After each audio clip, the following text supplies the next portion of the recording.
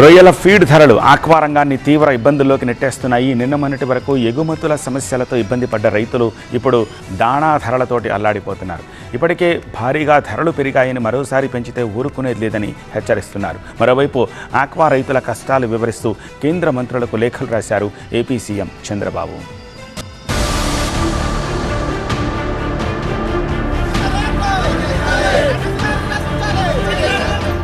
ఏపీలో ఆక్వా రైతులు ఆందోళన పట్టుబట్టారు. రొయ్యల ఫీడ్ ధరలు ఆక్వా రంగంలో మంట పెట్టేశాయి. ఫీడ్ కంపెనీలు ధరలు పెంచడంపై ఆగ్రహం వ్యక్తం చేస్తున్నారు రైతులు.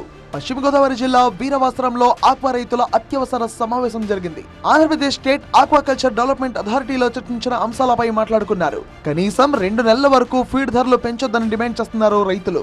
ధరలు స్థిరీకరించి రొయ్య ధరలను పెంచాలని కోరుతున్నారు. అప్సడా అనుమతి లేకుండా ఫీడ్ ధరలు పెంచొద్దని నిర్ణయించారు.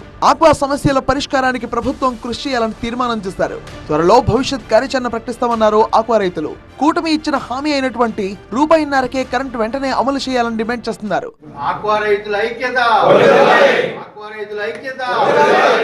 ఇప్పటికే జిల్లాల వారీగా సమావేశాలు పెట్టుకుని ఏపీలో ఆక్వా రైతాంగమంతా ఆందోళనకు సిద్ధమైంది. ఫీడ్ కంపెనీలను బహిష్కరించడం, క్రాప్ హాలిడే ప్రకటించడం దాకా వెళ్లారు. వెంటనే ఏపీ సర్కార్ అప్రమత్తమైంది. ఏకపక్ష నిర్ణయాలు తీసుకోవద్దని ఫీడ్ కంపెనీలతో మాట్లాడతామని మంత్రి అచ్చెన్నాయుడు హామీ ఇచ్చారు. మరోవైపు కేంద్ర మంత్రులు నిర్మలా సీతారామన్, పీయూష్ గోయల్ కు చంద్రబాబు లేఖలు రాశారు.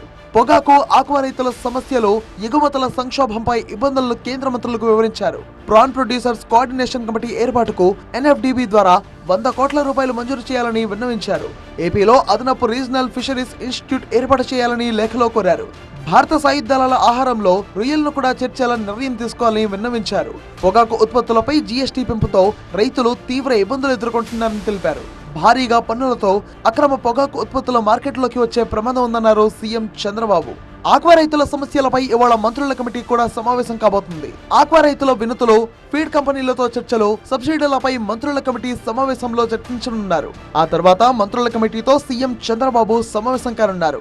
ఆక్వా రైతుల ఆందోళన తీవ్రతరం కాకముందే ప్రభుత్వం దిద్దుబాటు చర్యలు తీసుకునే అవకాశం ఉంది.